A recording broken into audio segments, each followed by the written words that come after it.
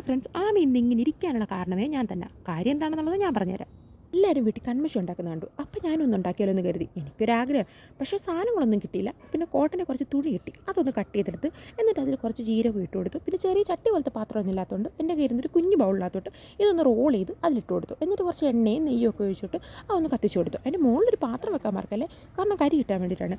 എന്തായാലും സംഭവം സക്സസ് ആയിട്ടുണ്ട്. എനിക്ക് കരി കിട്ടിയിട്ടുണ്ട്. ആ കരി ഞാനൊരു കൊച്ചു പാത്രത്തിനകത്തിട്ട് അതൊന്ന് മിക്സ് ചെയ്തെടുത്തു. അത് ശരിക്കും ഞാൻ ആമിക്കൊന്ന് ഇട്ട് കൊടുക്കാൻ വേണ്ടിയിട്ട് ഉണ്ടാക്കിയതാണ്. പിന്നെ ആമിക്ക് ഇട്ട് കൊടുത്തപ്പോൾ ആ ഭാവം ഒന്ന് കാണണമായിരുന്നു. ദൈവമേ, ഞാൻ ഇത്തിരി കരിയല്ലേ ഇട്ട് കൊടുത്തുള്ളൂ. എന്താണെന്ന് അറിഞ്ഞില്ല, അവൾ ഉറങ്ങിക്കിടന്ന് നാഗവലി ഉണർന്ന പോലായിരുന്നു അവിടെ ഇരിപ്പ്. ആമി എന്താ മനസ്സിൽ പറയുന്നതെന്ന് എനിക്കറിയാം. ഈ മുതുക്ക് നല്ല കണ്ട് പരീക്ഷണമെല്ലാം നടത്തി എൻ്റെ മോന്ത വാരിത്തേക്കാതെ അവിടെ മോന്തയ്ക്ക് വാരിത്തേച്ചൂടെ.